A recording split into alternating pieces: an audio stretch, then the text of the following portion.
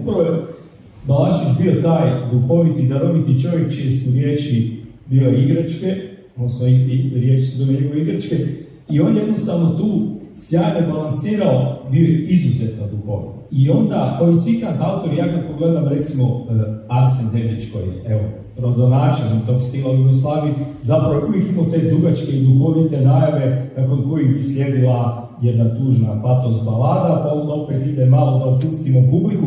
Tu je Balašević bio u samom vrhu, i Zoran Predin, moram i njega spomenuti da je sjajan taj konferencije između pjesama.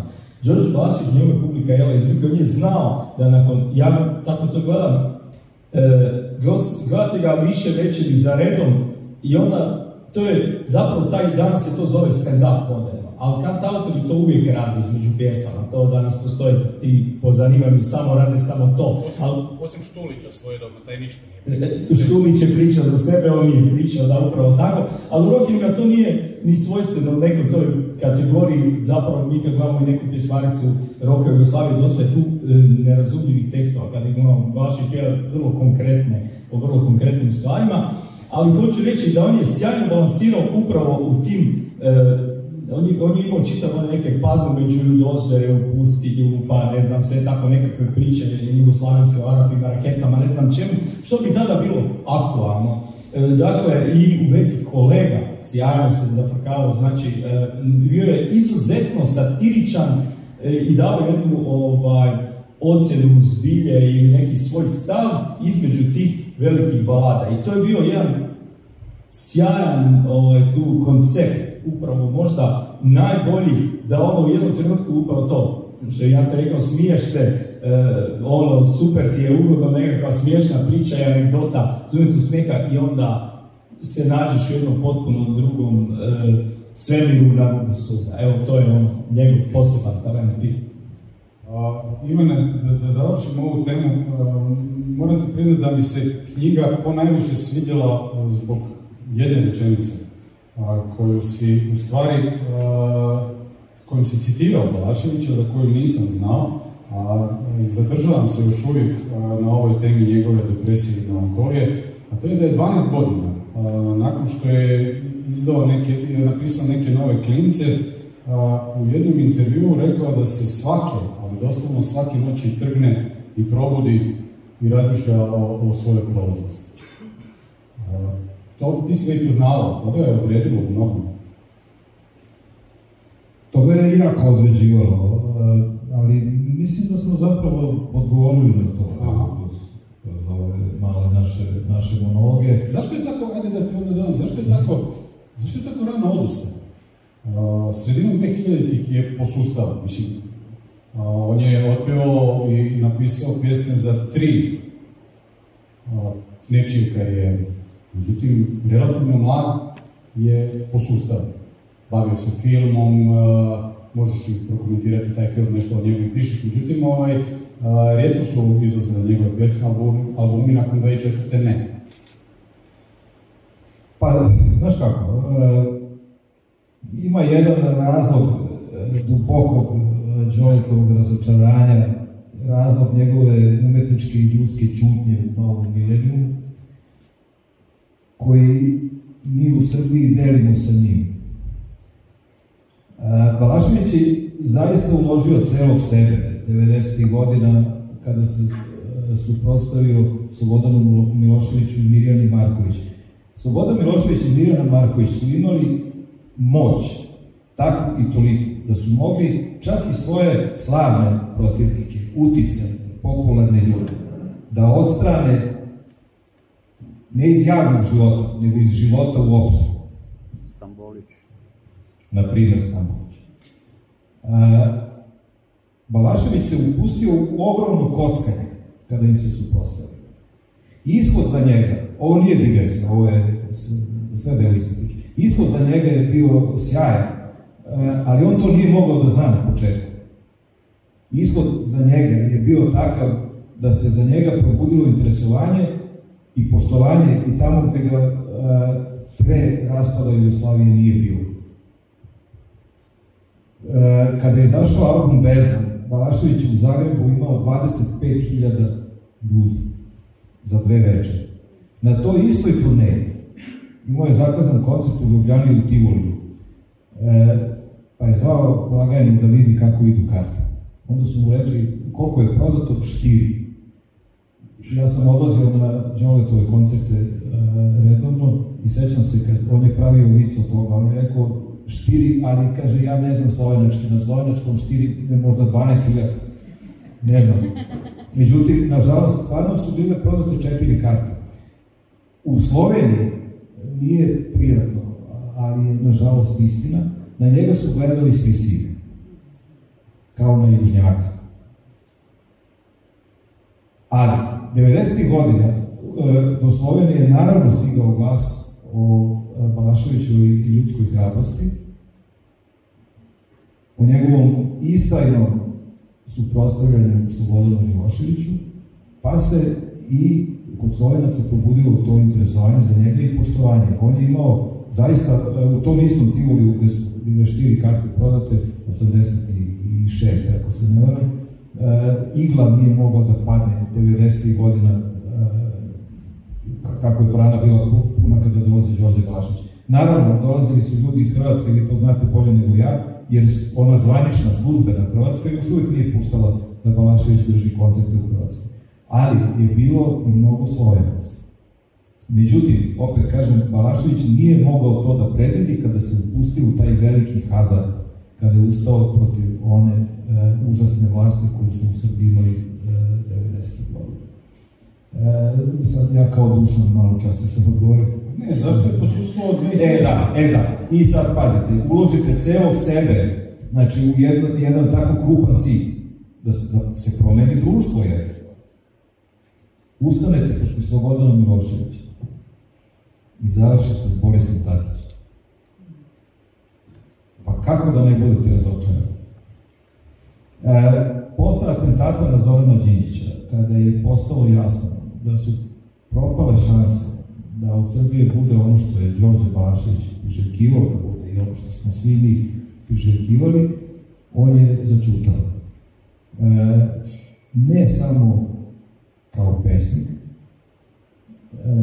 nego i kao čovjek. Vrlo retko je davao intervjue, a kada bi to učinio, naslovi tih intervjua su bili i ovi mi prete, voze nas vezanih očiju. Razočaran sam ovim i Jeste. Njegovo razočaranje je bilo zaista ogromno. Tako da, evo, pomenuo si i sam i to je sasvim tačno što kažeš, veoma malo je snimao, retko se oglašavao, uglavnom je čutao. Ante, želiš nešto neko dalje? Ne znam, mislim, nije on, pazi, imaš ti muzičara sa puno kraćom karijerom, mislim, Ivan je spomenuo kako su on i Štulić isto godišnji, mislim, Štulić je puno ranije odustao, mislim, sad se nedavno javio sa nekim albumom, bolje da se nije javljao, tako da, znaš, imaš neke karijere koje traju 50 godina i zadnjih 40 su uglavnom uzeli. Pojavi se nova pjesma. Ja nemam dojam, Ante, da on nije imao šta za reći, odnosno da nije imao šta za otpjevati. Možda i nije, ali znaš šta, recimo, zadnja pjesma koju je objavio, ona koja je posvećena Kemalu Montaigne, ona pjesma Duet, pjesma bila izvanredna. Zato sam ovo slušao i pomislio kako je, znaš, mislim, ne očekuješ od, znaš, imale neku autorsku svježinu, meni stvarno bila odlična pjesma, tako da nije to neobično da neki ljudi odustanu. Zapravo on je imao karijeru koja je, mislim, koja dugo trajala i koja je, znaš, i meni su njegovi albumi nakon 90-ih draži od albuma koji su prije. Tako da, Ante? Ja bih samo šaljivo dometno da bio sam ja u Mariboru na koncertu od 5 sati. Bilo je po 4-5 sati su bili koncerti. Mislim, on je zaista jednom autom imao toliko materijala da je nastavio tim tempom, koncerti bi trebali 15 sati. Koliko je bilo tu? Koliko je bilo materijala, da. Ante, šta misliš, to je pitanje i za ostale, Je li sa smrću Đorđa Balaševića konačno umrla i Jugoslavija? Pa, ne znam zapravo. Je li on bio jedan od posljednjih, ajde da ne budem tako pretenciozan, ali jedan od posljednjih čavala u tom lijesu? Imao sam dojam da su reakcije na njegovu, da smrt takve u svim republikama bivše Jugoslavije kakve više se dogoditi neće. Na ničem. Ali muzika, ne znam, mi ne poznajemo zapravo muziku. Znači, mislim, mi ne znamo što slušaju naši klinci, a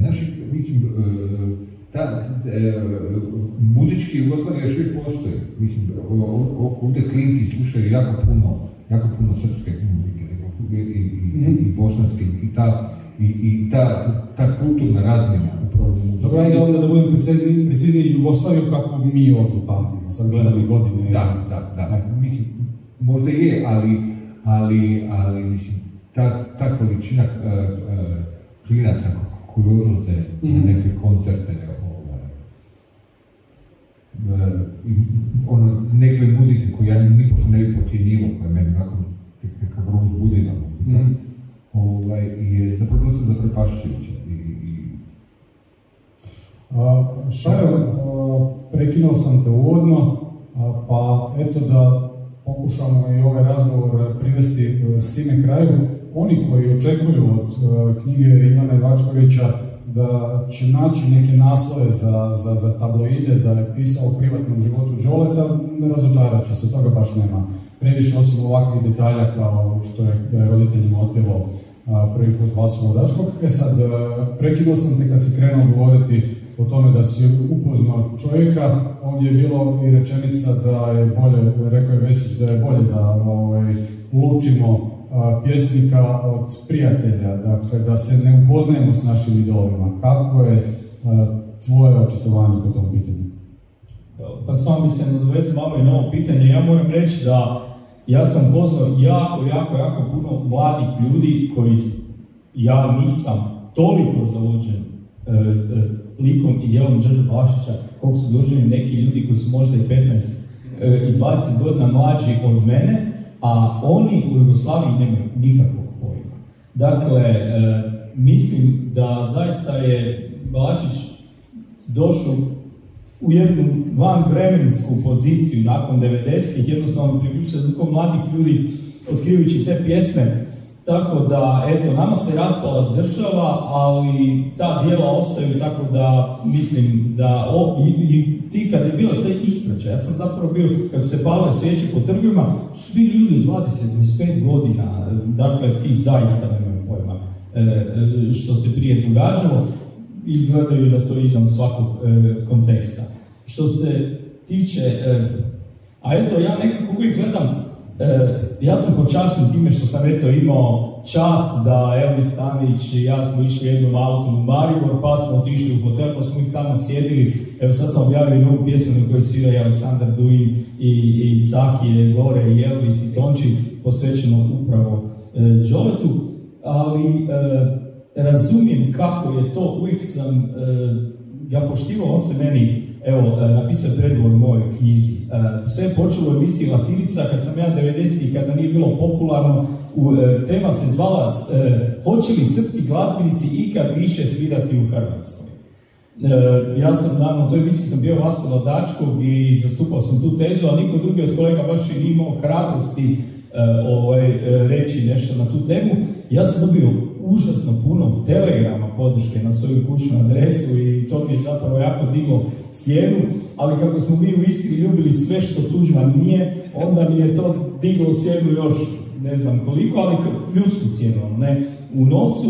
I to je došlo do Đoleta i on je u intervju mene spomenuo, onda je to već izazvalo veliko poštovanje kod kolega. I zaista napisano je predgovor knjizi i nekako su me vezivali uz njega često, jer meni je bilo smiješno, ja sam htio, govorio sam, ja ne želim biti uvoznik Balašević za Hrvatsku, ja radim svoj posao, a to što je on utjecao na mene kao autora, to je sad zbog tih balada i svega skupa, ali to koliko su ljudi vidjeli to što sam ja rekao u pjesmi, osobne tuge su tražili Balaševića, koliko su oni prilazili, nosili mu poklone. Jako je to teško. On je bio kopan. Ljudi su redovito kupovali nekakve šalice sa klavijaturama, te zečeve. Nije to on zahtjevao zečeve, oni su bacali zečeve. Sad u kojoj poziciji, u toj patetici, kako postupiti, baciti zečeve nazad? Tako da je on zaista izložen jednom trenutku. Ja sam jednom u backstage-u s njim, kada je došla žena i rekla imam vašu sliku, izrazila je njegovu veliku sliku. On je ušao, uzeo tu sliku i bacio u koš i rekao kad nemam vaginu ne treba mi ni moja. Jednostavno, tako da svi su dolazili, svi su mu htjeli nešto reći, svi su htjeli podijeliti s njim kad su čuli prvi put njegovu pjesmu. On je nosio to jedno breme svega na leđima. I onda posebno se dopalo, znači uveo je tu situaciju da se ukazuje. Znači band, tonska, sve je napravljeno, on samo dođe, uđe iz auta, odsvira i nestaje. I istog trenutka, jer je to, onda bi se našli u nekakvom XY mjestu ponekad u istim nekakvom kilometrima dalje od te sale ili nešto, jer jednostavno to je nešto, ja nisam bio s nikim, nisam bio s Mick Jaggerom u backstage-u s nikim, ali potpisao bio sam s nekim drugim ljudima iza pozornice. Balašević je nešto vanserijski koliko on ljudima značio. Znači, ljudi su u njemu vidjeli sve i svašta. Znači, svoje osobne tuge, svoje osobne radosti, uspoređivali su ga sa kao da je član obitelji. Dakle, takva ljubav prema jednom glazbeniku ili umjetniku uopće na području bivše Jugoslavije, ja mislim da ne postoji. I to je bio Đorđe Balašević. Malo je reći admiral, ne znam da li ima još 3 čine, nema, mega admiral. Dakle, Komodo.